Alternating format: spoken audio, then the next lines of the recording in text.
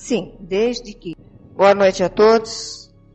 Anto Guildero diz: quando, portanto, virdes a abominação da desolação, de que fala o profeta Daniel, instalada no lugar santo, então os que estiverem na Judéia, fujam para as montanhas. Aquele que estiver no terraço, não desça para apanhar as coisas da sua casa. Mateus. Pai Joaquim, qual o significado de abominação e desolação nesse texto? Grande pergunta, moço. Porque vocês só pensam em elementos materiais. Vocês só pensam em desolação e abominação material. Ou seja, em catástrofes. Vocês imaginam que haverão grandes catástrofes físicas. Mas não vai ser isso. Como Cristo ensinou e você estava presente no dia que nós estudou, se o reino do céu é dentro de cada um, as catástrofes que marcarão aquele dia acontecerão dentro de cada um. Então, no momento que a moral espiritual do ser humano for cobrada através do apontamento da imoralidade que é a moral humana, ou seja, que em nome de Deus se acusa, se mata, se vilipendia. Neste momento, se você estiver em cima, ou seja, se você estiver na boca espiritual, não volte para pegar coisas.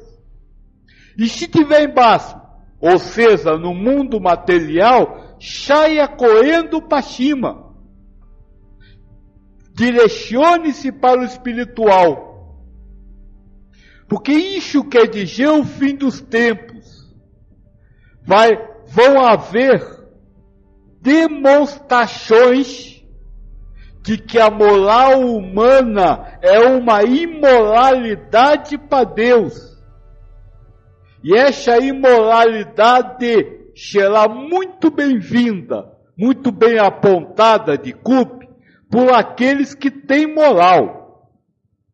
Aqueles que vocês chamam de extraterrestres, que são espíritos mais evoluídos. Eles, com a sua própria moral, mostrarão o quão imoral é a moral humana. Ficou claro, moço? Tinha alguma coisa aqui do Jean Calim. Boa noite, muita paz e luz para Joaquim. O senhor pode falar sobre intenção? Ela vem do coração, espírito, ou é criada pelo ego? Prova. Chave, né, moço? Toda intencionalidade é racional. O ego, nas formações mentais, age com bases intencionais, ou seja, age sempre com um objetivo predeterminado. Todo pensamento tem essa característica de partir de uma intenção, de falar a respeito de uma intenção. Então é prova. Por quê? Porque a base de todas as intenções humanas é o egoísmo. Não existe pensamento humano sem o egoísmo presente. Mesmo quando o pensamento fala em fazer o bem, o bom, etiapa, para os outros, há uma intencionalidade de fazer o bom para quem se quer bem. E não o bom generalizado.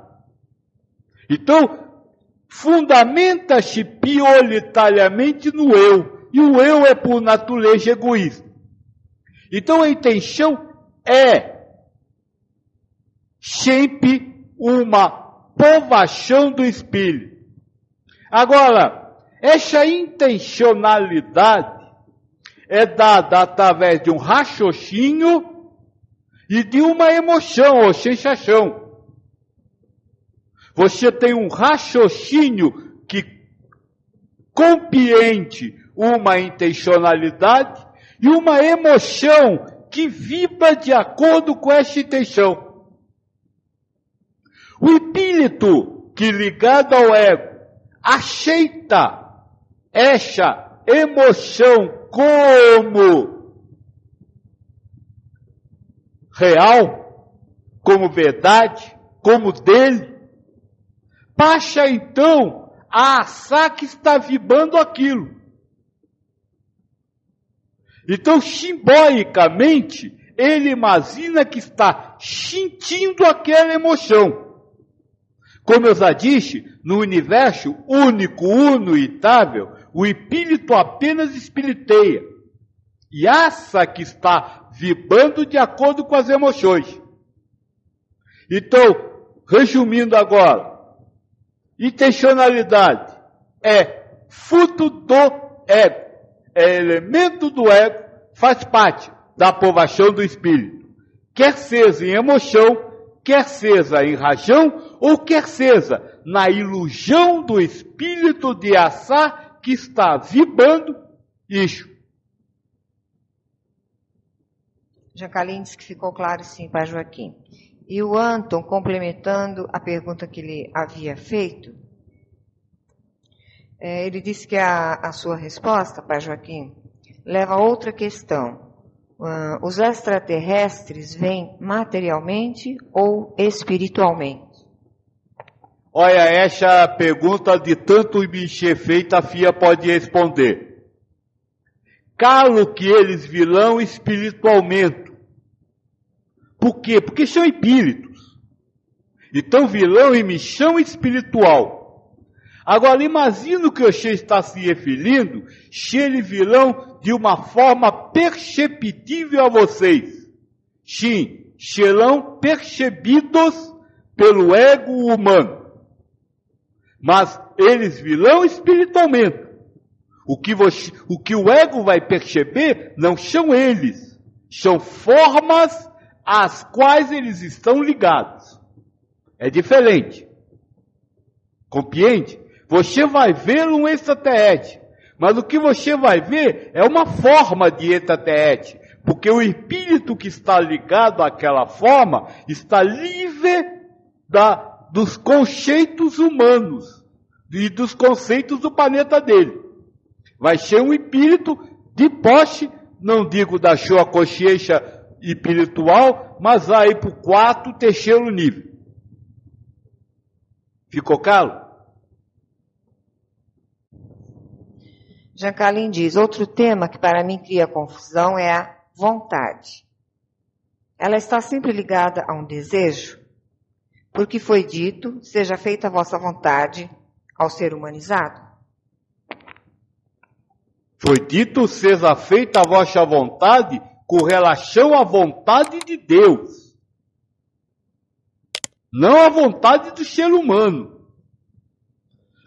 Pelo contrário, o que é dito é que Deus não se submete às vontades humanas. Sim, vontade é sinônimo de desejo. Para vocês. Para vocês, egos humanizados, vontade é sinônimo de desejo. Mas quando você fala, por exemplo, na vontade de Deus, Você não está falando de um desejo, porque Deus não deseja. Deus não tem desejos, porque Ele não trabalha com hipóteses que podem dar certo ou errado. Deus não tem desejo, Ele só tem verdades, Ele só tem realidades. Então, quando se fala que seja feita a vossa vontade, a vontade de Deus, é que as verdades e as realidades de Deus aconteçam. Então, neste aspecto, se afasta a questão vontade como sinônimo de desejo. Mas, para vocês humanos, vontade é sinônimo de desejo.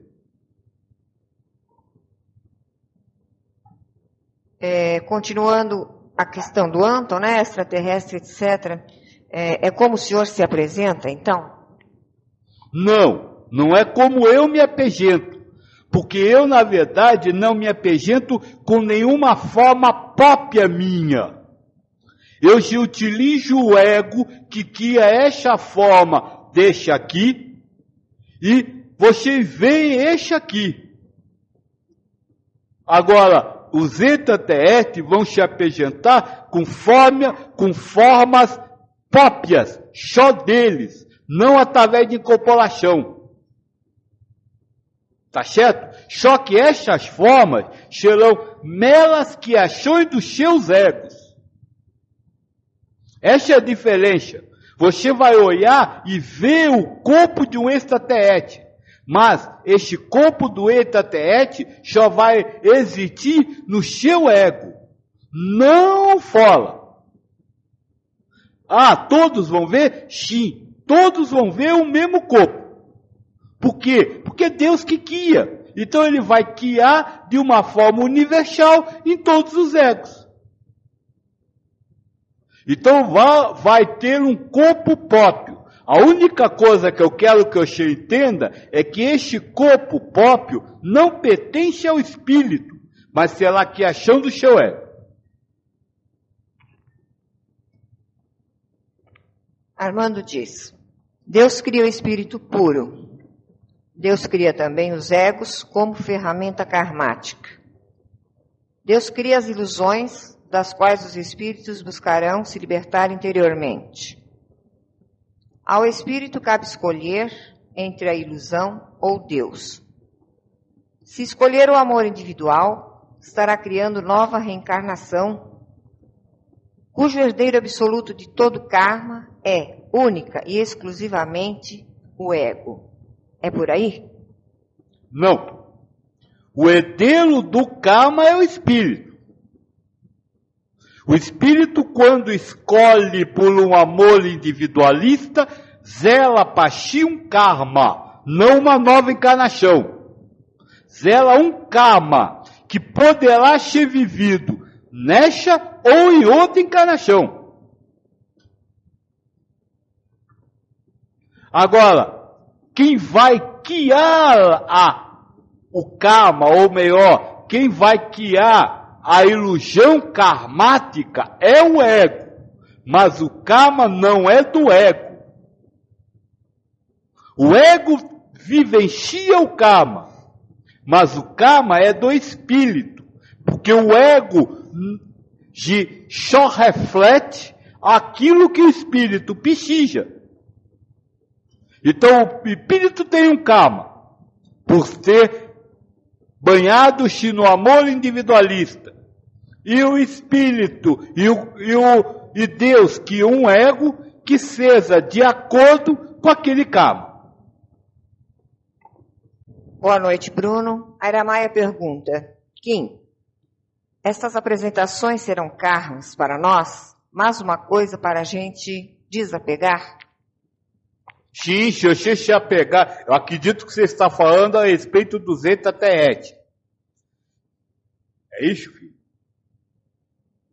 Se você está falando a respeito do extraterrestre, sim, a forma percebida pelo ego será mais um elemento para você se desapegar. Se você se apegar àquele ser extraterrestre como aquela forma, Oxê, nada até lá e contado.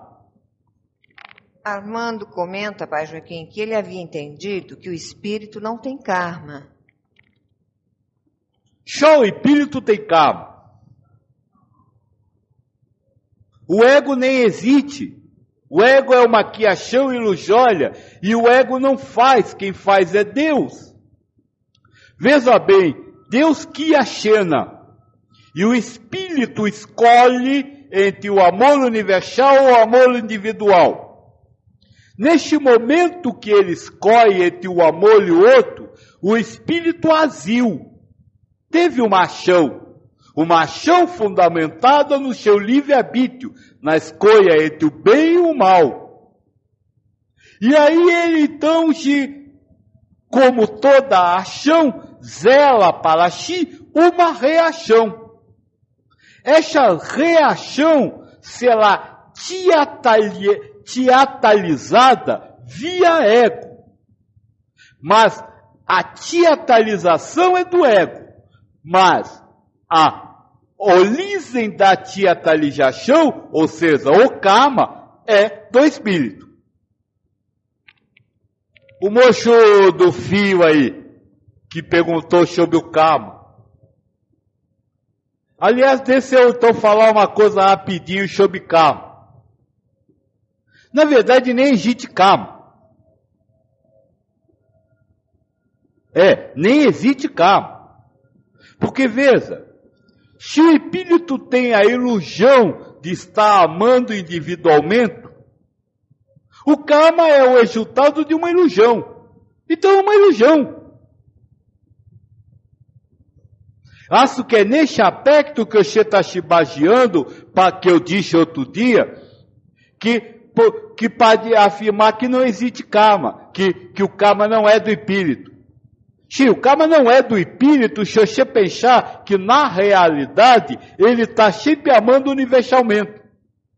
Agora, o karma é uma ilusão, que é resultado da ilusão de achar que não está amando universalmente. Então, se o karma é uma ilusão, não existe karma. Ficou claro?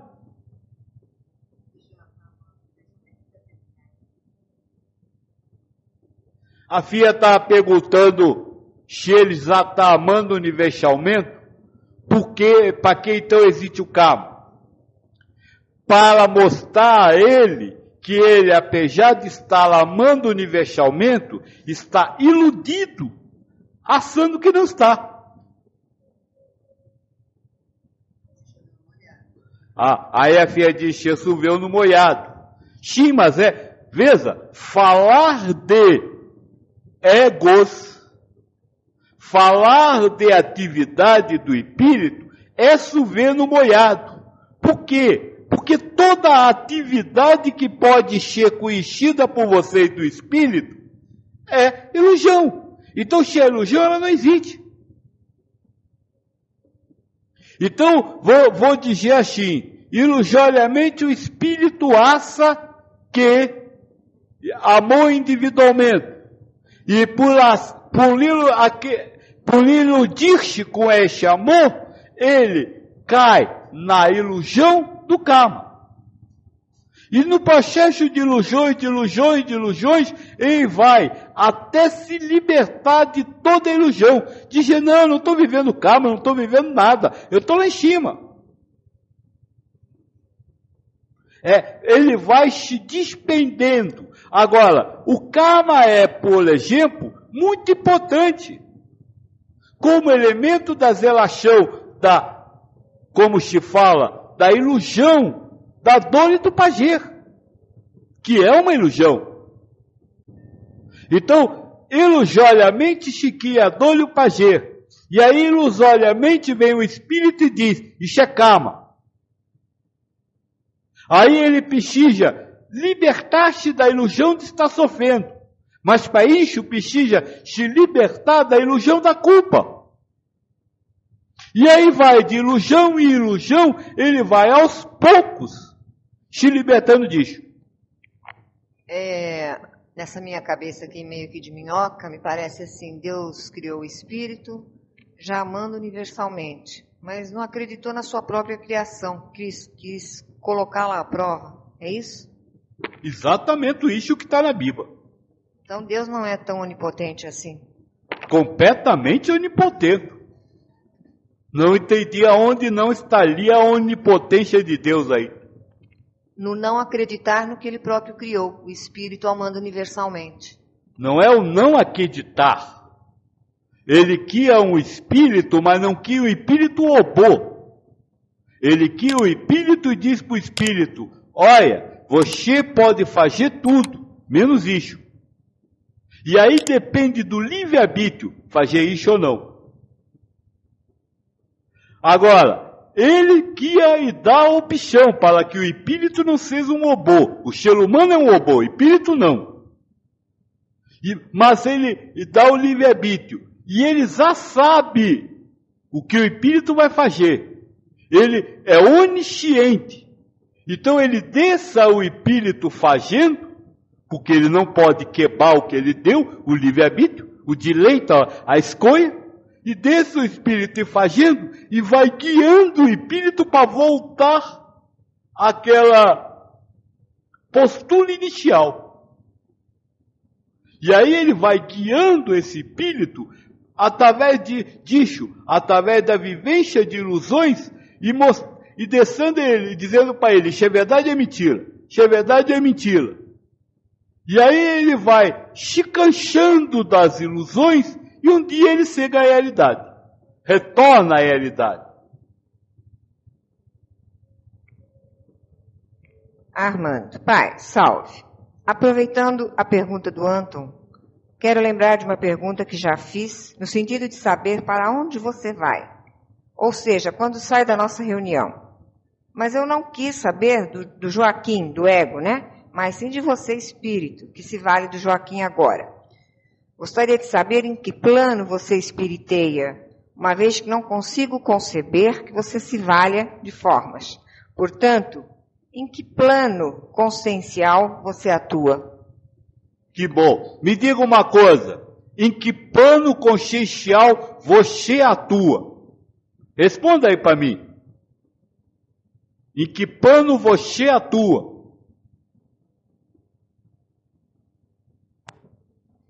Armando diz, aprendi com você que como encarnado só no 7º plano. E o que é como encarnado? É ligado a um ego. O espírito, por qualquer que seja a sua, vamos dizer assim, o seu grau de merecimento, ele não atua dentro do seu grau de merecimento, mas sim aonde o ego está. O ego ao qual ele está ligado está. Eu posso dizer para você que talvez eu já pudesse estar vivendo no 5º nível.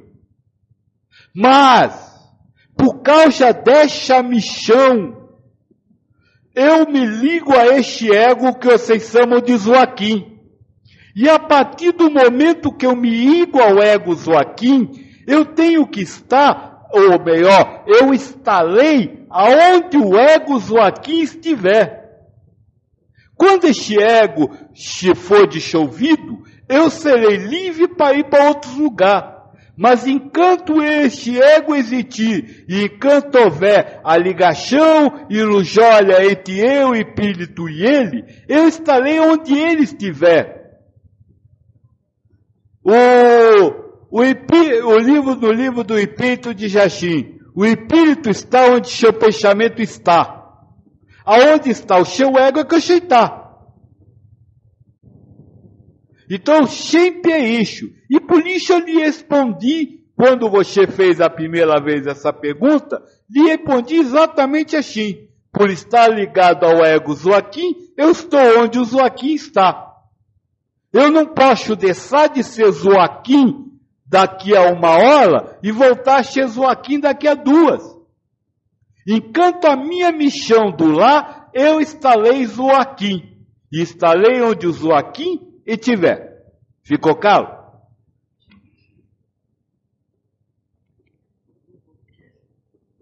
Armando complementa, mas você deixa esse ego Joaquim quando acaba a reunião?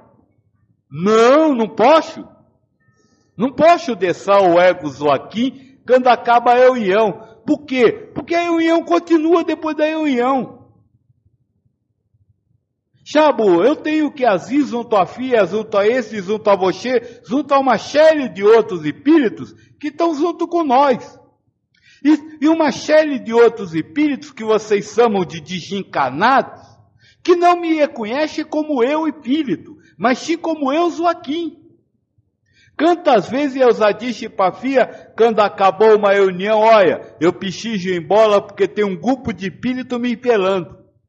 Espíritos que foram trazidos aqui e que estão vendo a cena que vocês veriam se tivesse aqui, estão esperando o Joaquim lá. Não eu, espírito, estou esperando o Joaquim.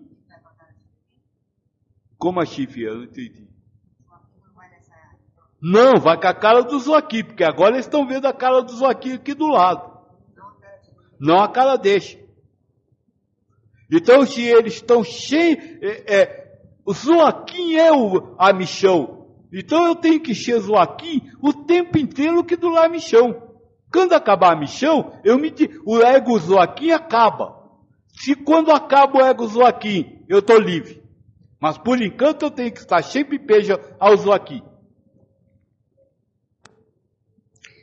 Armando diz, o que mais prende a roda da encarnação não é o karma, mas sim o aceitar nossos atos de encarnados como reais.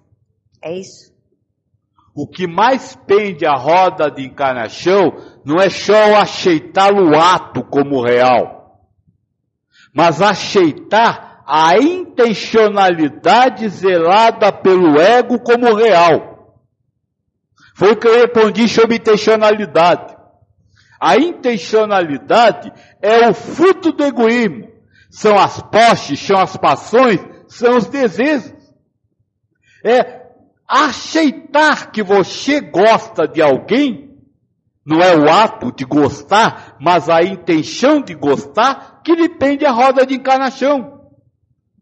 Um dia um moço do Portugal que vinha na nossa sala, disse para eu assim, Joaquim, você fala que isso tudo aqui é ilusão, mas veja como é bonito o pôr do sol, veja como são bonitas as folhas. Eu disse, exatamente por você achar bonitas as folhas, é que você está preso na roda de encarnação. Você quer ter, você aceita e quer ter a ilusão de estar vivo para curtir o prazer, que é uma intencionalidade de ganhar, zelada pelo ego. Então é isso que lhe prende a roda de encarnação. É a pijão às intenções egoístas guiadas pelo ego, não o ato. Armando ainda, entregar toda a responsabilidade dos meus atos a Deus tem pequeno valor frente à emancipação espiritual. É verdade isso? Sim. Entregar a responsabilidade dos atos a Deus ainda é pouco. Por quê? Porque você ainda tem intenção. Deus fez isso para acontecer aquilo. Deus fez isso por causa daquilo. Olha toda a intencionalidade aí. E é essa intencionalidade que está lhe pendendo, e não o ato de agir. Jean Calim. Construindo a felicidade é um tema. A FIA, Márcia, levanta a questão de que o karma pode ser interrompido. E o senhor concorda dizendo, se nos mantermos equânimes, não geramos karma. Isso vale para o karma de vidas passadas? Sim. Porque o que é o karma? Primeiro vamos deixar bem claro. Pode existir karmas com origem em vidas passadas. Em egos passados. Mas não existe karma de vidas passadas. Porque o karma é sempre da vida atual. O karma está sendo criado nesta vida. Ele pode ter origem em ações de egos anteriores, mas não é karma daquele ego, é karma deste ego. E se a elevação espiritual se caracteriza pela equanimidade, ou seja, pela libertação do coração das emoções, quando você fala isso, o karma acaba.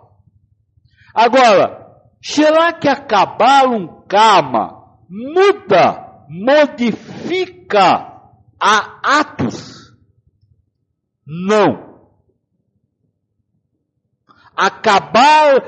Libertar-se de um karma, ou seja, aprender a ser equânime frente a algumas emoções, não modifica o ato.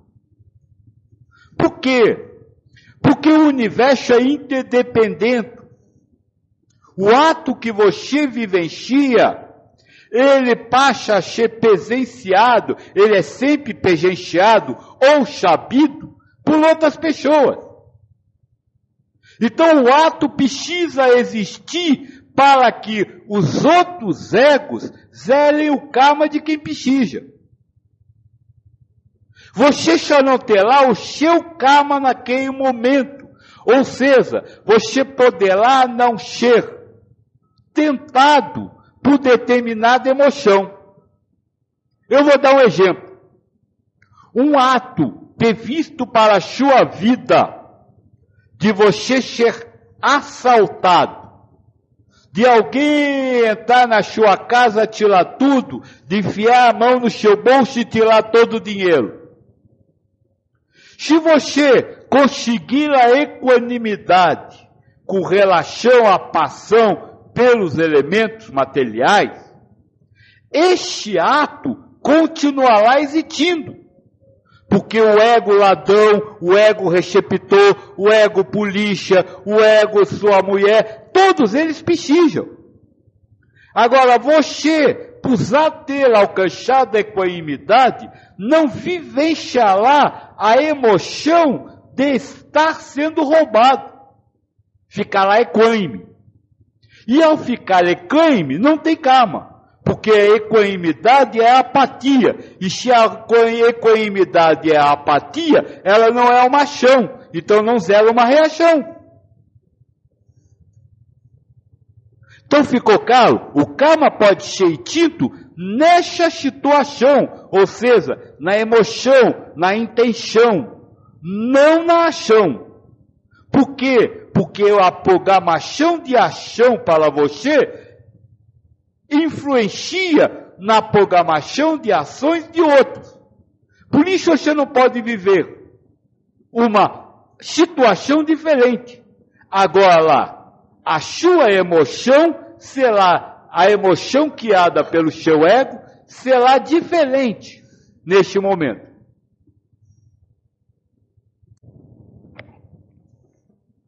Tem uma pergunta, Joaquim. Quando o ser humano fica apático em todas as situações, é um caminho para se desprender? Aliás, essa palestra Construindo a Felicidade foi feita na casa da Solona do Portão, né, Solona? Lá na outra casa ainda, na Curitiba. Sim, Solona, sim. Quando você alcança a apatia com relação às coisas do mundo, você libertou-se da ilusão. Agora, essa apatia não é racional, mas sentimental. Então você nem sabe que alcançou. Quando você racionalmente achar que se tornou apático, saiba que não se tornou, isso é uma prova. Então sim, se você no coração, não na razão, conseguir a apatia, é a prova de que você venceu o mundo, de que as emoções mundanas não mais afetam o seu coração. Armando pergunta, você se prendeu a esse ego por amor a nós, não? Seja abençoado. Muito obrigado, meu irmão. Ninguém se prende a ego. Deus nos pende. Segunda coisa, nenhum espírito escolhe missão. Espírito liberto da intencionalidade. Recebe a missão de Deus. E claro, todo espírito que se liga a um ego para cumprir uma determinada missão, o faz por amor universal. E agora, quando se faz por amor universal, de culpa, não se faz mais que obrigação. Então sim, foi por amor, não a vocês específico, não que eu não ame vocês, mas por amor à comunidade espiritual, amor a Deus acima de todas as coisas, e ao próximo como a si mesmo. Agora, não escolhi estar aqui, não escolhi o ego, nada disso. Anton, Firmino postou algo hoje na lista, onde sugere que as diversas entidades que se apresentaram através dele Firmino, nos últimos anos, Exu, Caboclo, Baiano, Pastor, Bispo e outros, seriam o mesmo Joaquim, o mesmo espírito, que se apresenta como Joaquim, sob outras formas. O senhor poderia se estender sobre isto? É muito simples. Não preciso me entender. O espírito pode assumir qualquer forma que seja necessária para o bom andamento do seu trabalho. Alguns egos missionários são constituídos com essa característica, com a característica de que há diversas formas, nomes, rótulos, tendências de sotaque, diversas posturas que participam de um trabalho. Sim, no meu caso já é isso, a Fia já tinha me perguntado aqui, eu já tinha dito. De sempre um só espírito, de trabalhando sob diversas formas, de acordo com a necessidade. Thelma diz, quando não esboço nenhum comentário em uma situação escandalosa. Você deve ter perguntado alguma coisa, ela está aqui respondendo. Você fala isso com relação à apatia. Comentário é ato físico. Então comentário é pova. É coração. Quando o seu coração está apático às emoções que o ego cria, aí você alcançou. Agora, se você souber que o coração está apático, você ainda não sabe. Você ainda não pode não estar. O seu ego está lhe formando. Esteja com o coração apático a essa informação. Enquanto a Fia procura a pergunta deste ego investigativo aí, deixa eu só complementar uma coisa, moço.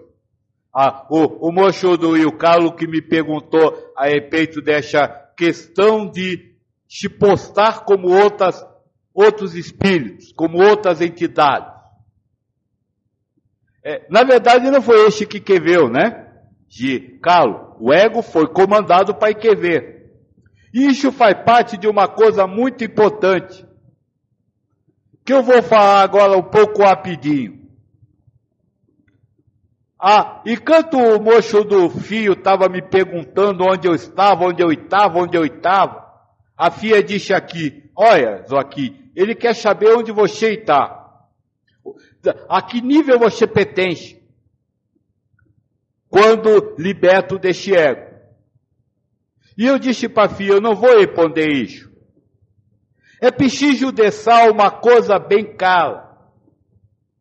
Não importa que espírito esteja usando o ego. É tudo sempre que é ação de Deus. Então é sempre Deus falando.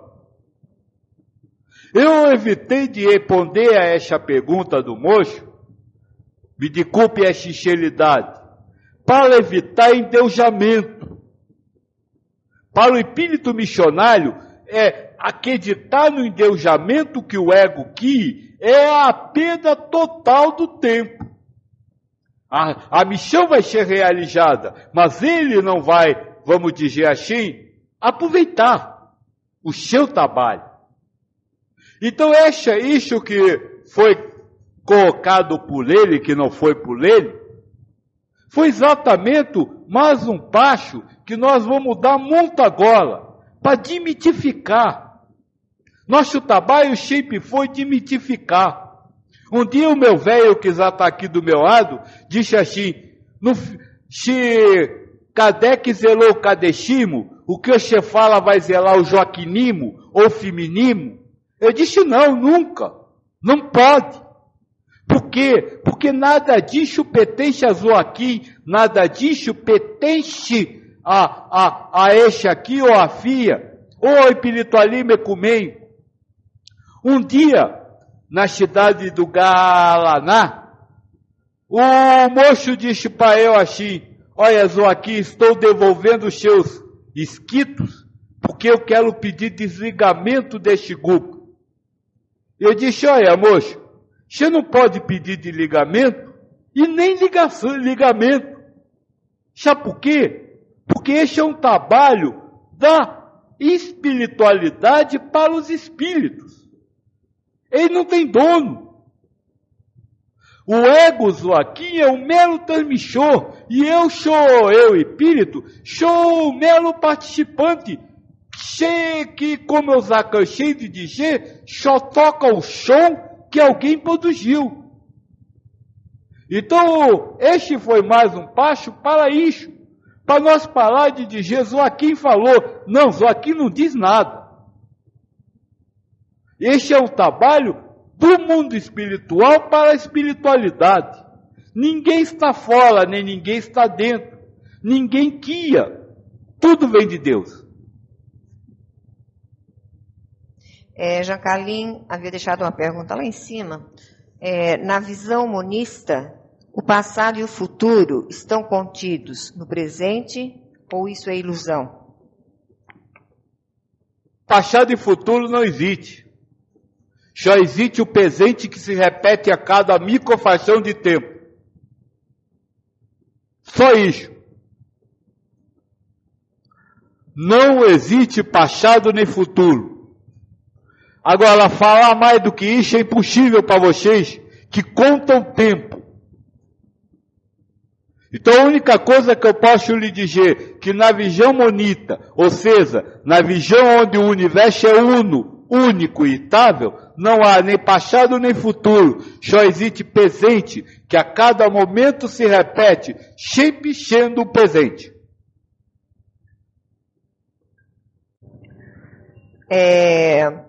Bruno, aqui você assina que é a mensagem do Ferrari, né? Está dizendo assim, interessante que ele... Peraí, que minha tela está subindo sem parar aqui. Interessante que ele, sendo um preto velho, não se inclui. Fiquei com a impressão de que a frase dita por alguém por alguém que se considera oriental. Estou falando isso porque o Joaquim mesmo diz que ele é porta-voz de um grupo de espíritos que formam o EEU.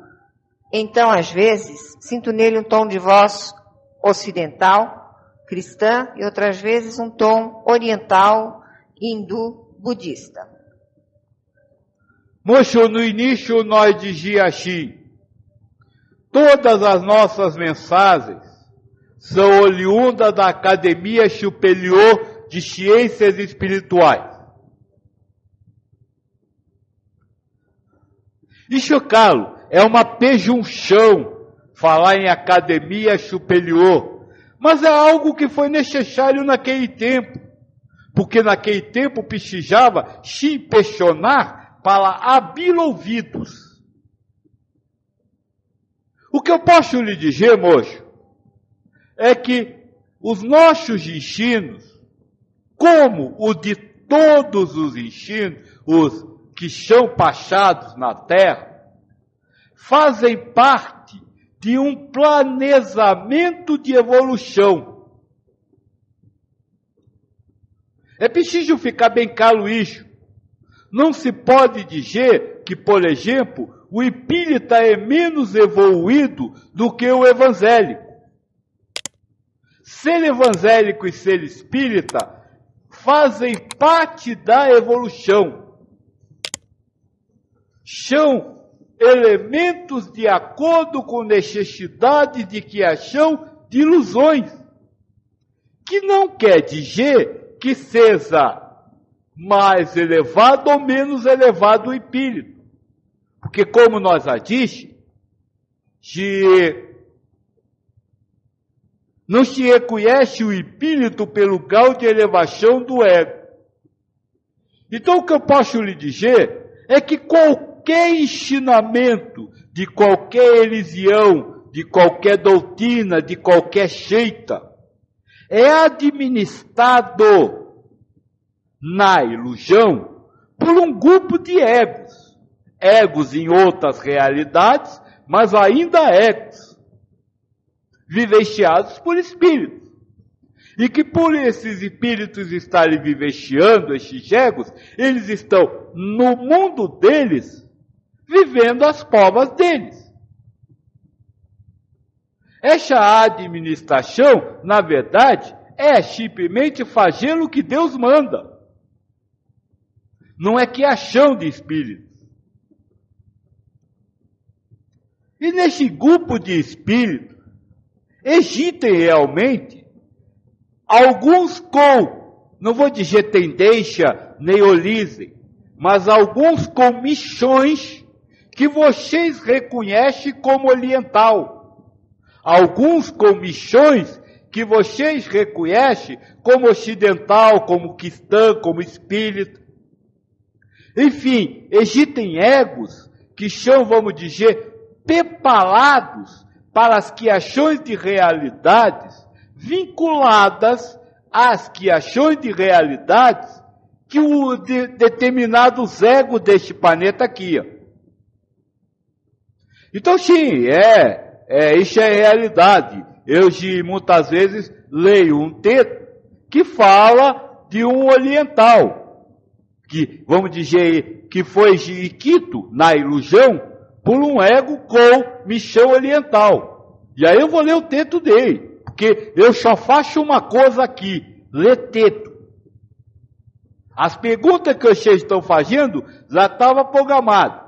Teve um dia que eu fiquei aqui quase 10 minutos esperando uma pergunta. Então, nós não só ler.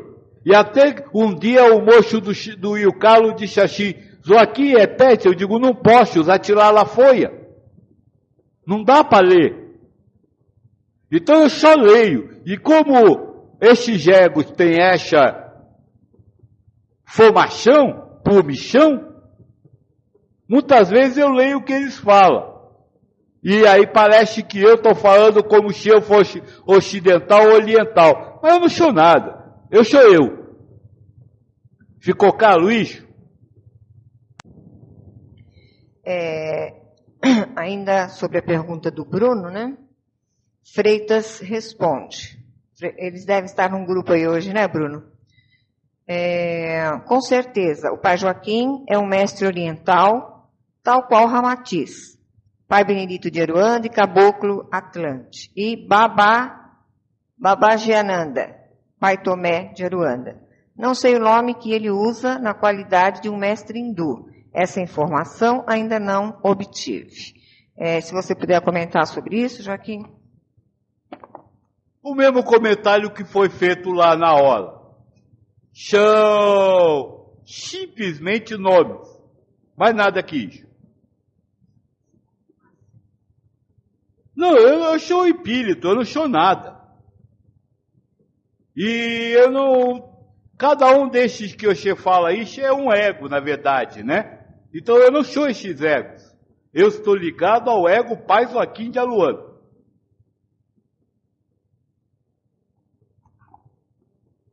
Numa escala mais humanizada, pode ser, Armando que está dizendo, numa escala mais humanizada, pode ser que a mim tenha sido colocada a música como trabalho, que como encarnado sai fazendo sem me perguntar se seria bom ou não, mas sim passando para frente uma mensagem que nem minha é. Não quero, em hipótese alguma, me igualar a você, mas creio haver um paralelo existente em todas as vidas. Certo isso? Você fala um paralelo em todas as vidas. Não. Não quer dizer que por neste ego você está trabalhando com música, que outros egos ouvem necessariamente este trabalho. Não, isso não. Segundo detalhe, moço. Objetivos da encarnação do Livro dos Espíritos. Primeiro, realizar suas provas através de expiações. Segundo, cumprir missões. Qual é a missão? Utilizar um corpo, que neste caso é um ego, de acordo com o seu mundo, para ir sob as ordens de Deus, realizar o que Ele manda. Então sim, todo mundo, todo ser humano que vive é um espírito cumprindo uma missão. Todo. Sabe, o assassino que mata é um espírito que tomou um corpo de acordo com esta densidade e aqui realizou o que Deus mandou. E isso é uma missão sublime. Então não é só o ato de fazer música, não é só o ato de ter incorporação, não é só o ato de ser professor, que é missão, ou doutor, que é missão. Todo ser humano é uma parte da obra zelal, da obra de Deus. E todo espírito ligado a um ego cumpre a sua parte na obra zelal. Esse é o primeiro grande detalhe. Então não existe de missão mais sublime ou menos sublime. Tudo é sempre missão. Ainda o Armando. O quanto devo respeitar meu ego? Que pergunta difícil.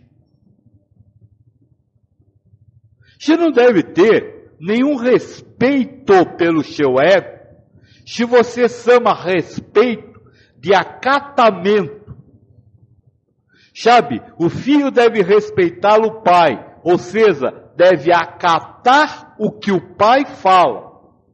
Não, este tipo de respeito você não deve ter nenhum pelo seu ego. Agora, se você chama respeito de valorização, você deve ter todo respeito pelo seu ego. Ou seja, deve valorizá-lo muito, porque ele é o instrumento da sua prova. Agora, valorizar o seu ego não é valorizar o que ele queria. É ter respeito ao ego como criador de realidades ilusórias, mas não o respeito pelas realidades ilusórias que ele cria. Não sei se eu me fiz entender, mas no fundo é isso. Ame o seu ego, porque ele é o seu amigo. Ele é o instrumento que lhe ajuda na evolução espiritual. Mas não ame o que o seu ego queria. Ficou claro? Às vezes é difícil, né? Porque as palavras têm duplo sentido. Por isso eu fiz questão de falar dos dois sentidos que eu conheço sobre a palavra respeito. Jean Carlin diz, se existe só o presente, quando se dá o resultado do merecimento?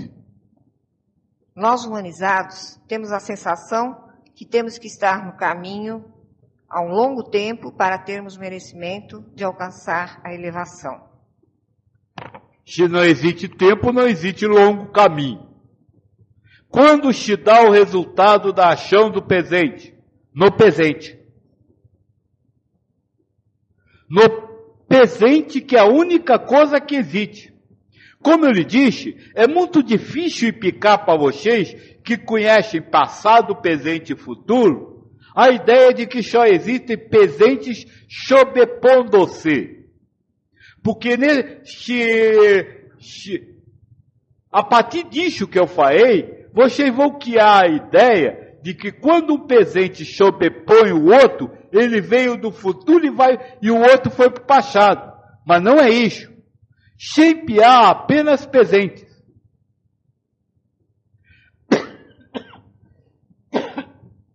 Mais do que isso, é impossível picar ao ego humanizado, ao ego pejo, a questão de tempo.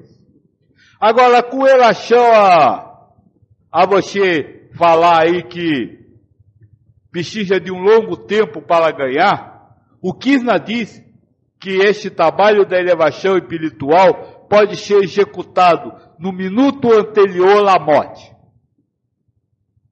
Então, até pelo tempo humano, você imagina que você pode alcançar a elevação espiritual. Aliás, deixa eu dizer uma coisa interessante. A elevação espiritual não gasta nenhum tempo. Porque num presente você não vai estar evoluído, no outro vai estar.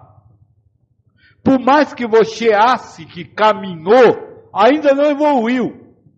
Vocês, por se perderem a tempo, têm ideia de que vão evoluindo. Isso é impossível. Ou se evolui ou não se evolui. E quando se evolui, se evoluiu. Acabou. Foi de um segundo para o outro.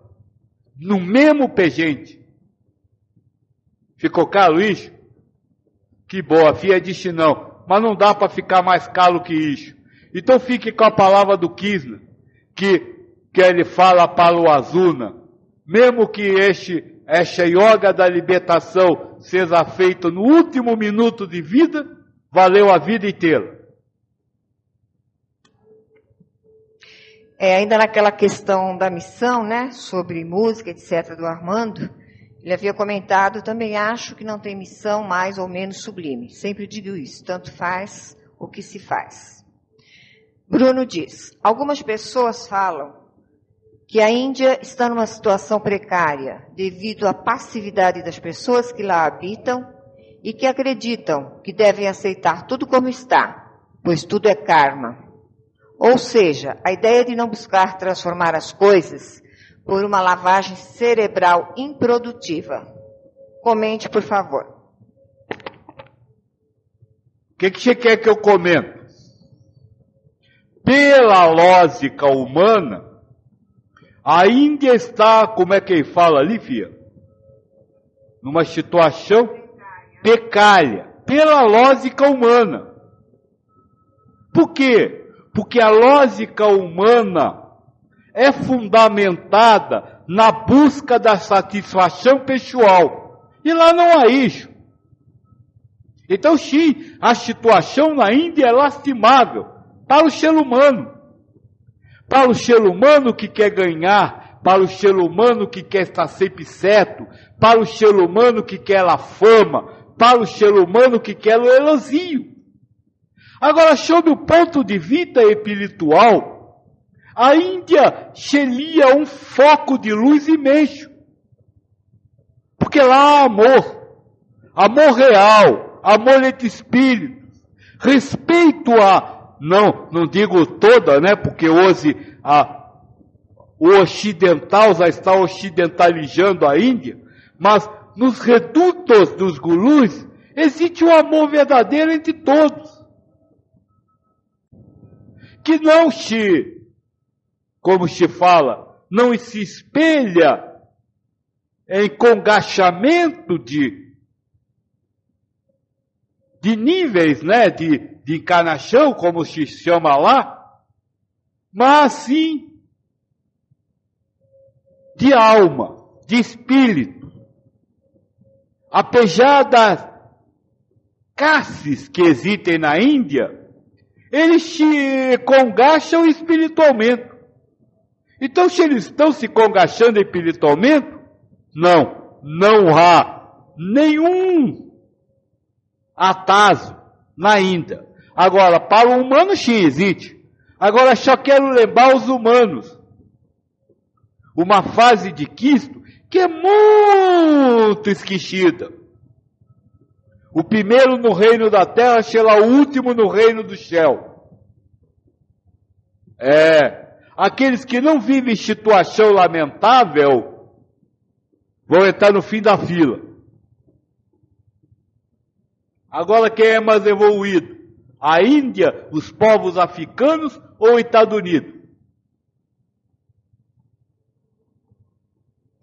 Tem uma aqui do Armando que eu acho que eu não li. Parece que a emancipação é o resultado da somatória de vários momentos equânimes. Ou seja, acumula-se uma certa quantidade de pontos, por assim dizer.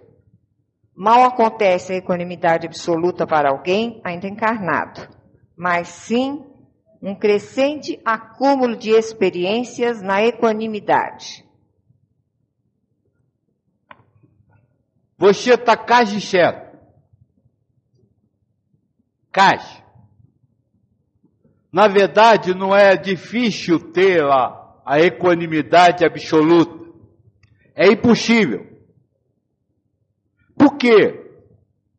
Porque este não é um mundo de se resenelar, ou seja, de se mudar. É um mundo de se povar que quer se optar por Deus. É bem diferente. O que vai aqui é você mudar a intenção. Ou seja, ao invés de querer viver para a humanidade, viver para a espiritualidade. Agora, no próximo mundo, quando se mudar o planeta, aí sim, começará um processo de regeneração. Mas agora não. Jean Calim, o Talmud, livro judaico, diz: tão grande é a paz que o nome de Deus é paz. Tão grande é a paz que todas as bênçãos podem ser encontradas nela. Isso é equanimidade? O que é paz? Vamos tentar entender isso porque é interessante. O que é paz? De paz é quando você alcança a boa convivência com o próximo. Isso é paz. Estar em paz é estar harmonizado com o mundo. Agora, a partir disso, os egos humanos criam a necessidade da mudança dos outros para que você viva em harmonia. Por exemplo, os ocidentais querem que os árabes se mudem para a cultura ocidental para que haja paz. Querem que eles deixem de adorar Allah, querem que eles mudem o seu modo de vestir, querem que eles não se ajoelhem para rezar. Ou seja, na verdade o que o ego quer não é paz, mas dominação do outro. Quando este livro hebraico fala que a paz é conseguida com Deus, ele mostra que estamos falando de outro tipo de paz. Um tipo onde a harmonia com o mundo não provém do mundo, mas de Deus. Quando eu estou com Deus, em Deus e por Deus, as coisas do mundo perdem o seu valor. E aí eu posso ter paz de verdade. Sabe, quando eu estou com Deus, em Deus e por Deus, um assassinato não me interfere. Por quê? Porque eu vou ver sempre Deus, o ato de amoroso de Deus. E aí eu consigo me harmonizar com a ação do matar e com o assassino. Agora, se eu quiser ter uma paz humana, eu não estarei bem, precisarei da vingança, precisarei que não haja assassinos. Então sim, essa é a apatia, porque você é apático para as coisas do mundo, porque está com Deus. E aí você pode viver a verdadeira paz, a verdadeira harmonia com tudo, porque em tudo você enxerga Deus. Armando, estar reencarnando por várias vidas e vivenciando vários egos é para mim o mesmo que não sair do lugar, ou seja, um longo presente. Um momento sem variação, sem presente, sem passado. Moço, se você é parte do monismo, você está certo. Você está sempre vivendo a mesma coisa. Agora, se você pensa na ideia de evolução espiritual como conhecido pelos terrestres, ou seja, um processo onde você vai se evoluindo, você na verdade está caminhando para a frente. Então, veja, a sua afirmação tem até alguma, como se fala, alguma realidade, mas depende do seu ponto de vista. Aliás, qualquer coisa que você quiser debater com alguém, lembre-se sempre que depende do seu ponto de vista. Para você sempre uma coisa vai ser uma coisa, mas para o outro uma coisa será outra coisa.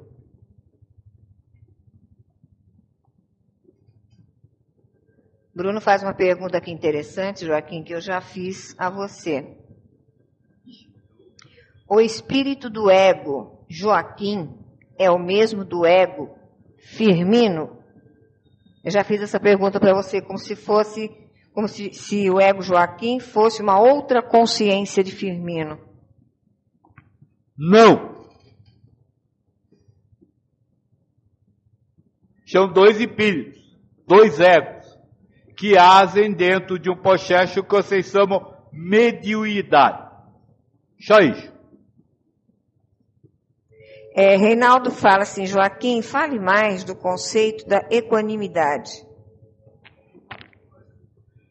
Tchau, Olufino, você estava só de passagem, ficou, que bom.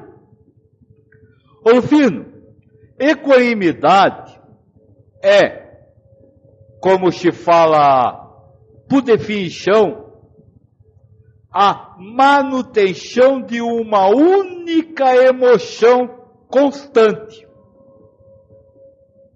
Isso é equanimidade. Quando há uma única emoção, não importa qual emoção o ego está guiando, quando há um único sentimento no coração para qualquer situação da vida, você alcançou a equanimidade. Sabe, Olufino, quando a responsabilidade do trabalho e a felicidade de abraçar um filho não tiver diferença para você, isso é equanimidade.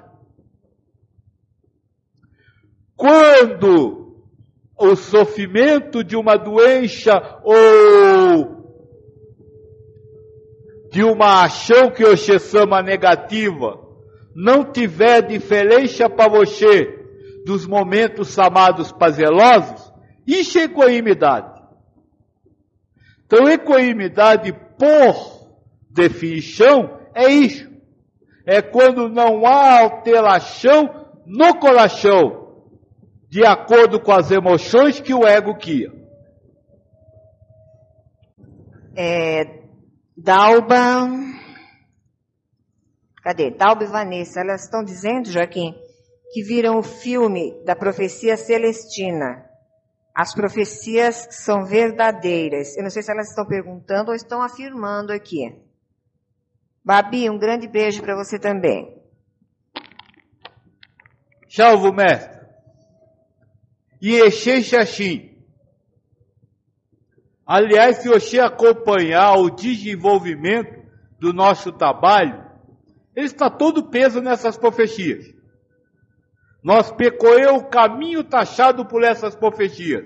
Não que nós seja a realização dessas profecias. Mas este é o caminho. Em essência, não em atos. Aliás, a respeito dessa questão de caminhada do nosso destino, eu poderia afirmar que nós temos 3 fases bem distintas. A primeira fase onde nós começamos a combater alguns paradigmas e deixamos formar outros. Uma segunda fase, foi a parte do estudo dos ensinamentos dos mestres, onde nós combatemos os paradigmas formados na primeira fase. E a terceira, que é a atual que nós estamos desenvolvendo aqui, que é o monimo, onde nós combatemos os paradigmas da segunda e da primeira, sem criar novos paradigmas. Simplesmente dizendo, não importa que verdade o seu ego que ela é uma ilusão. As meninas disseram que elas estavam perguntando, né? E Bruno pergunta qual a próxima fase. Depois do monimo, nenhuma. Não existe. A nossa parte do trabalho já está acabando, já estava para acabar há muito tempo. Oxê mesmo já ouviu eu dizer que eu não falaria mais. Mas aí me colocaram também colocaram eu aqui, né? Para fazer a parte do monimo, então estou aqui.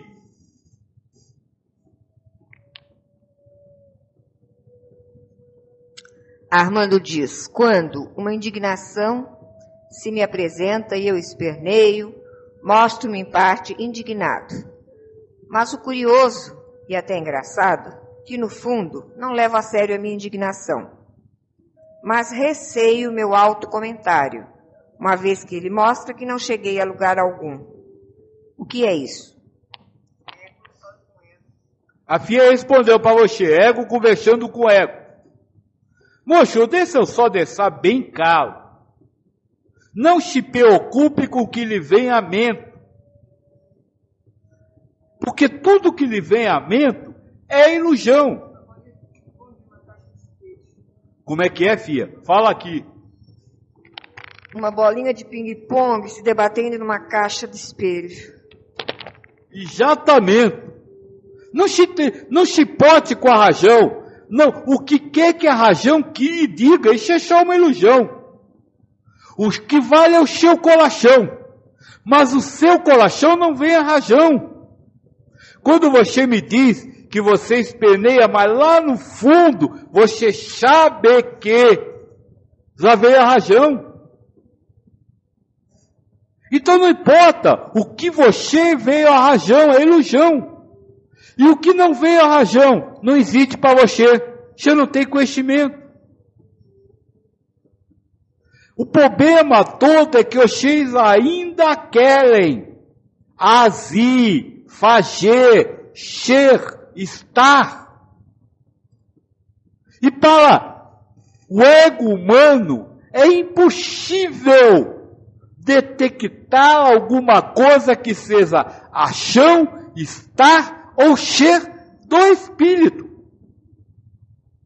Então não importa, eu acho que eu estou melhorando.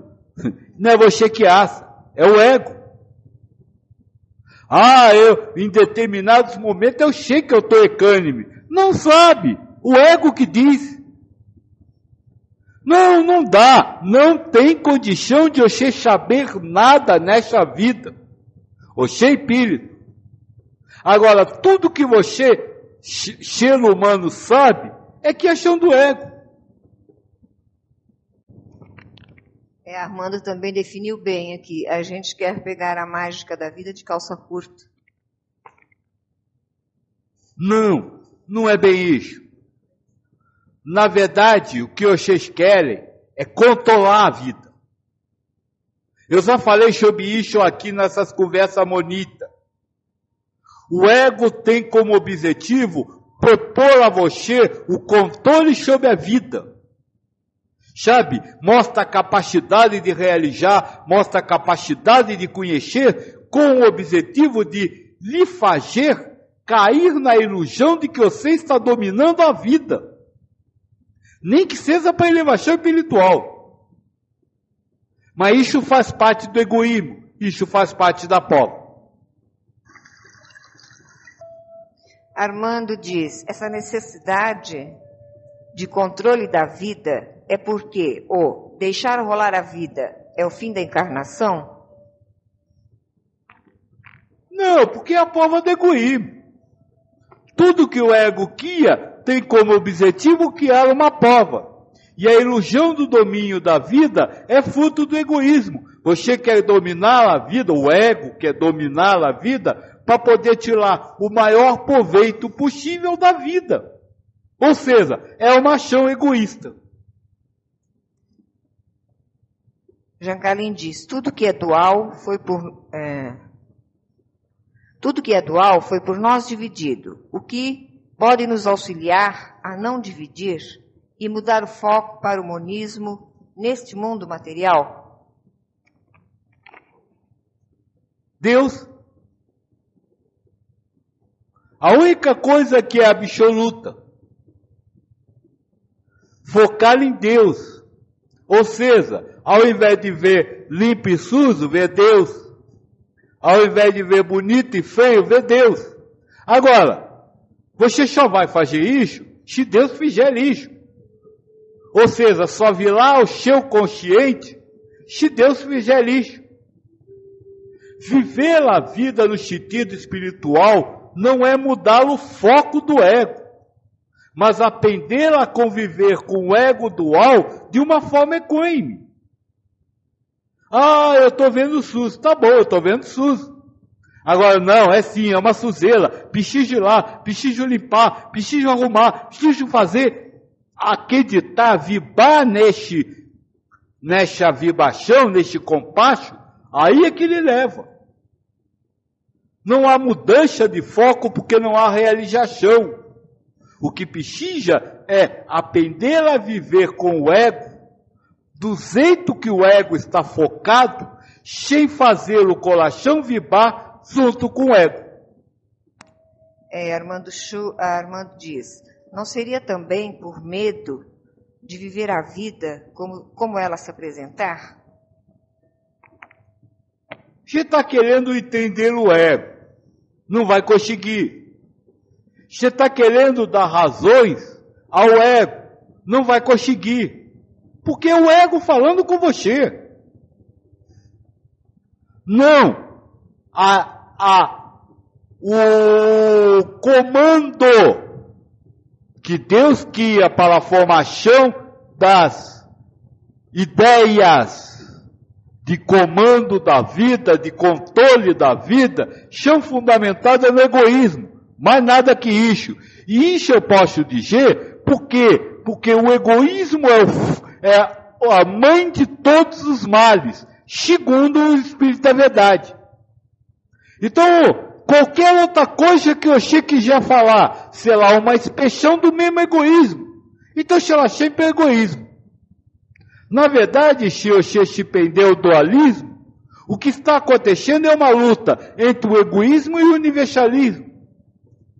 Mas essa luta é ilusória. Porque há a ilusão do egoísmo e não o egoísmo. Então não adianta você criar razões. Razões, seu ego vai criar milhares. A cada uma delas você tem que dizer, não sei se é isso. Não adianta querer definições. Para este mundo não há definições, não há exatidão. Para este mundo, para aquele que quer aproveitar a elevação espiritual, só existe uma coisa, a incerteza sobre qualquer coisa. Porque qualquer certeza está presa a um egoísmo. Vai servir para o ego que há formações mentais buscando ganhar. Jancalim, o senhor me falou que nem tudo que vem pelo ego é do ego. Em que situação isso acontece? Não, eu não disse isso. Tudo que vem pelo ego é do ego. O que eu disse é que nem tudo que vem pelo ego é mentira ou errado. Veja, muitas vezes Deus repassa verdades pelo ego para ver se você se apega àquilo como verdade. Não importa o que o ego fale, você precisa se libertar do apego ao que o ego fala. Não dá para você julgar o ego. Agora, tudo que vem pelo ego é do ego. Joaquim, Jean Carlin confirma, é verdade, eu me confundi. Armando diz, os mantras ou condicionamentos de que o que vejo é Deus, de pouco ajuda, se não vier do coração, não é mesmo? Aliás, só teremos compreensão ou mesmo emancipação se Deus assim o permitir, não é mesmo? De uma forma racional, sim. E se não é Deus permitir, se Deus fizer, Deus não permite nada no universo, Deus faz. Ele é o onipotente. Agora, se Deus faz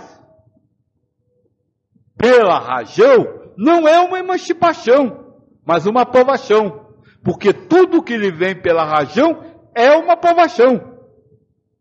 Então, a ideia de estar emancipado é uma prova.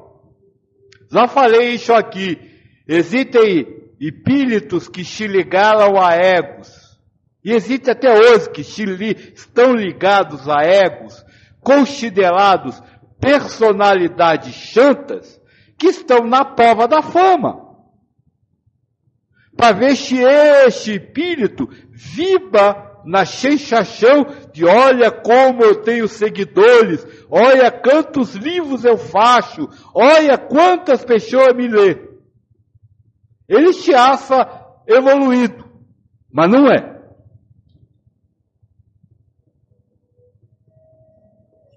Armando, então, nos chegam verdades absolutas pelo ego também? Lhe chegam verdades absolutas relativadas. O que quer dizer isso? Quer dizer que lhe chegam ideias de verdades absolutas. Porque a verdade absoluta não tem forma, não tem símbolos, não tem intenções. E isso sempre existe pelo ego. Então o que eu posso lhe dizer é que lhe chegam verdades absolutas transformadas de tal forma que o seu ego tenha a capacidade de criar uma determinada consciência. Deus pega leve conosco, é isso? Não, na verdade ele quer prova, sempre. Então mesmo quando ele passa uma verdade absoluta relativada, ele não está fazendo bem para vocês. Não está, olha filho, olha como eu amo você. Não, ele está criando uma prova. E agora, você vai acreditar nisso? Quando sabe que não deve acreditar em nada?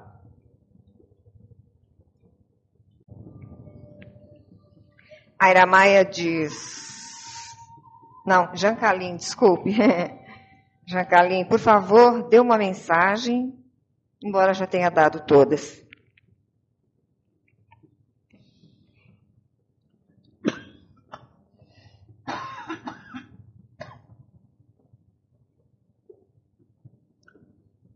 Moço,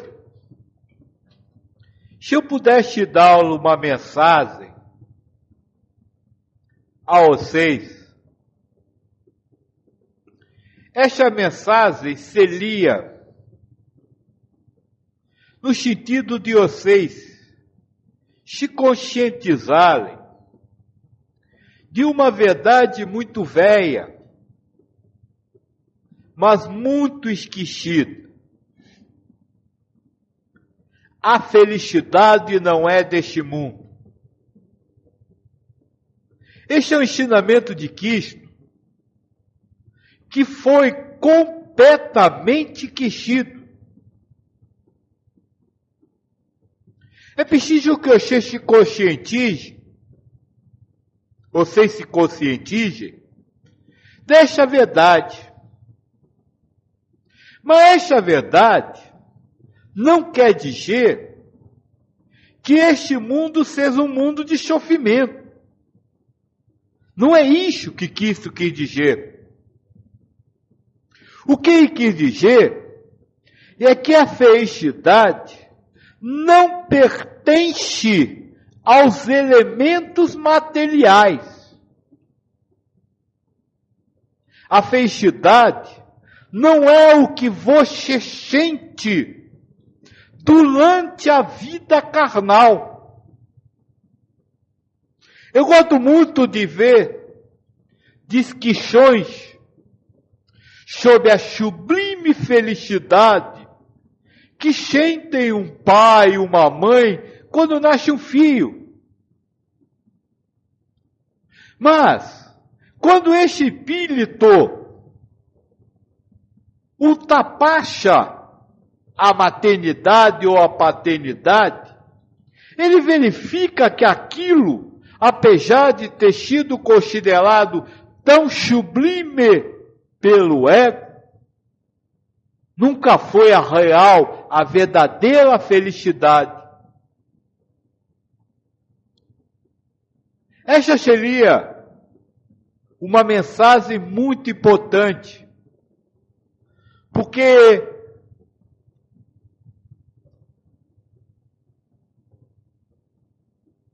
o que o ego faz para que você aceite o egoísmo? É justamente isso, a proposição do ser feliz. Ele tinha as intenções, como nós conversamos hoje, ele tinha as ilusões, ele tinha o controle sobre a vida, como nós também conversamos hoje. Justamente, e lhe diz, aceite isso, que você vai ser feliz. Sabe, ele lhe diz, olha, o dia que você fizer o que você acha certo, e que o mundo for o que você acha certo, você será feliz. Ledo engano. O espírito que já é feliz de verdade, abandona essa consciência da felicidade para viver a ilusão daquilo que o ego chama de felicidade.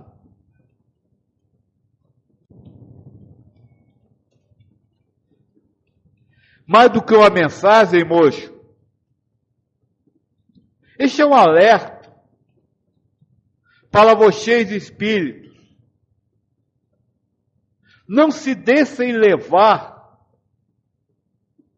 por este conto da carrocinha que o ego guia. Olha, se você se libertar de tal pessoa, você vai ser feliz. Ilusão. Tal pessoa vai embora, vem outra, e você tem os mesmos problemas com a outra. Eu costumo dizer que só muda o endereço. É tudo igual. Por quê? Porque o problema é o seu karma. E não importa com quem você contagione, você vai viver o seu karma. Então, se você quer racionalmente uma ajuda na elevação espiritual, entenda que tudo que o seu ego guia é uma armadilha, lhe propondo, lhe dizendo que se você cair na dele, você será feliz. Agora entenda que por acreditar nisso, você integra a verdadeira felicidade. Você ausenta-se da verdadeira felicidade. Perde a consciência da verdadeira felicidade. Acho que essa seria uma mensagem importante sobre um assunto que nós não tocou ainda nessas conversas monistas.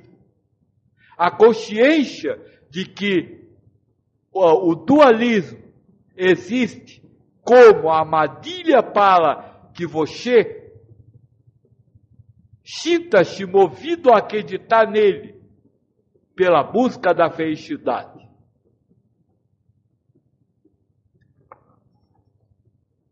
Armando fez um comentário. Joaquim, somos amparados, mas devemos andar por nossas próprias pernas. Entre parênteses, em sentimento. Ser amparado é também uma ilusão. Deixa eu lhe falar uma coisa. Vamos supor que eu seja um amparador seu, né? Seja um amigo espiritual que lhe auxilie. Isso para você é uma atitude sublime. Para mim é prova. Na verdade, moço, só tem um que lhe ampara. Deus. E lhe ampara, muitas vezes lhe dando desamparo.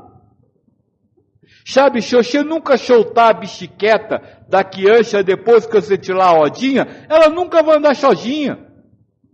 Então, muitas vezes, Deus solta a bicicleta sabendo que você vai cair, mas sabendo que só os tombos vão lhe ajudar. Agora, os amparadores, que imaginam que estão lhe amparando, estão vivendo suas provas. E os amparadores dos amparadores também. E assim sucessivamente. É isso que se chama interdependência. Tudo no universo, todos os espíritos no universo, executam um papel na chamada divina comédia humana, onde o papel de cada um é simplesmente uma criação karmática para a sua elevação espiritual. E Armando complementa, o amparador que me referi foi Deus. Deus sacaneou o humanizado, colocando-o num corpo maravilhoso, em meio às coisas maravilhosas, de difícil compreensão e explicação. É extremamente convincente a mágica apresentada. Agora você acaba de responder uma pergunta que fiquei por fazer. Você diz ao espírito e não ao ego, não é? Sim, eu já falo ao espírito, sempre, nunca ao ego. Falo ao espírito através do ego. Só tem uma coisa, viu? Como é que ele falou aí? Deus sacaneou e botou coisas maravilhosas. Sim, claro que ele botou. Não coisas maravilhosas. Botou coisas e ele disse que são maravilhosas. Olha a diferença. Um amanhecer, um nascer ou um pôr do sol, um campo cheio de folhas, não é maravilhoso. Um nascer e um pôr do sol são um nascer e um pôr do sol, que são às quais são atribuídos o valor de maravilhoso.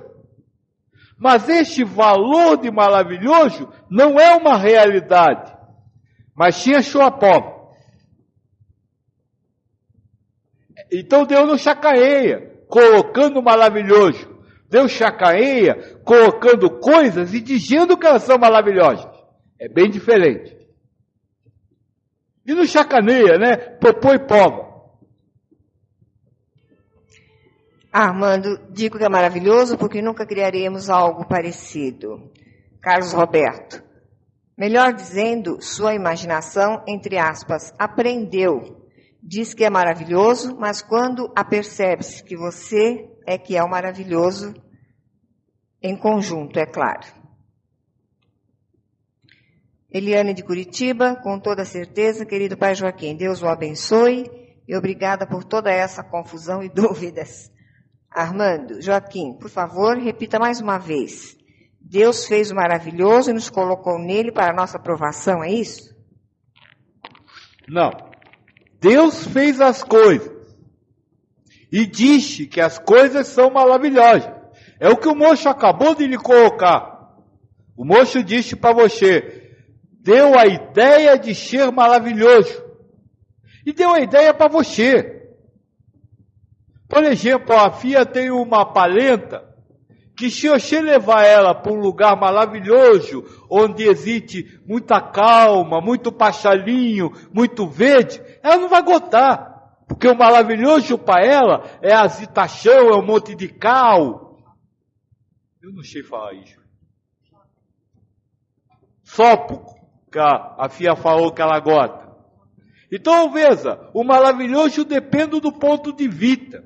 Foi o que eu lhe disse antes. Sempre que você se pronunciar sobre alguma coisa, saiba que isso é o seu ponto de vista, não a realidade. Então, Deus não fez o maravilhoso. Deus fez as coisas e deu para alguns a ideia de que é maravilhoso, para outros a ideia de que não é. Para quê? Para ver se você respeita o direito dos outros. Ao invés de criticá-los, acusá-los, dizer que eles estão errados. Por isso ele não fez o maravilhoso, ele fez a prova. E o que é a prova? Você achar maravilhoso e o outro não achar maravilhoso. Só isso. Armando comenta, a prova é deparar-se com conceitos diferentes e respeitar a todos. Amar. Mais do que respeitar o outro. Amar o outro, mesmo ele pensando diferente de você. E o amar o outro, ele pensando diferente de você, é você amar o que ele ama. Então, quando você estiver com alguém que o maravilhoso não é o seu maravilhoso, ame o maravilhoso dele. Não digo caçar maravilhoso, mas amar o maravilhoso dele. E não dizer, ele acha que essa droga é maravilhosa. Mas como humanizados, não temos acesso ao verdadeiro amar. Como se postar, então? Quem fez a pergunta? Eu já respondi essa pergunta, vamos dizer, milhares de vezes. Como amar? Você não pode. Então, como amar, se você não pode amar? Não se deixando influenciar pelo seu maravilhoso ou pela sua droga. Você não sabe amar, mas você sabe o que é vibrar no maravilhoso e o que é criticar na droga. Não aceite nem o êxtase do maravilhoso, nem a depressão da droga. Aí você está lá amando, sem saber que está amando. Amar não é uma realização. Amar é uma realização de construção do amor. Amar é não vibrar no êxtase do prazer ou na depressão da dor. Isso é amar. Então, no caso que eu lhe disse, para amar o maravilhoso do outro, é não vibrar dentro do êxtase que o ego vai querer, viu? Você tem que achar maravilhoso. E nem cair na depressão que o ego vai criar. Olha, para ele é maravilhoso, mas para você é uma droga. Bernadette comenta, ser frio, indiferente. Dizem que o inferno é quente, né? Então é melhor ser frio. Sim, é ser frio, ser indiferente, ser apático. Isso é não amar. Mas uma coisa que eu aprendi, Bernadette, é ser assim no coração. Porque às vezes você está numa roda de pessoas em que você não pode externar isso. Então agora eu estou assim meio dividida, né? Eu sou uma do lado de fora e outra do lado de dentro. Não sei nem o que Joaquim tem a dizer sobre isso. Eu tenho a dizer que no primeiro trabalho sobre o ego, na primeira linha eu disse, enquanto você não criar dupla personalidade, você não consegue. É isso, filha. Dupla personalidade é isso. Por fora ser uma coisa, por dentro ser outra. Jean Calvin diz, né, com isso que eu falei aqui, que aí criou a dualidade. Não criou a dualidade. Porque, veja, quando ela internamente passa a ser outra pessoa, ela sabe que o externo é ilusão. Aí sim acaba a dualidade. É estranho, né? Tem certas coisas que é muito difícil de picar. Mas você precisa dividir-se para entrar em unidade. Mas dividir-se com a consciência de que o que resulta da divisão é uma ilusão não real. Ficou claro isso? Porque na verdade existe a ilusão, apesar de ilusória, e existe você. Mas como a ilusão é ilusória, ela não é real, então ela não existe. Mas se você não separar você da ilusão e não tiver a consciência que a ilusão é irreal, ou seja, que há um dual, você não consegue realizar nada. Veja como o monimo, como você fala, moço, que é o que nós estamos conversando, ele é ambíguo. É preciso viver o dualismo para chegar à unidade. Não há como explicar racionalmente isso.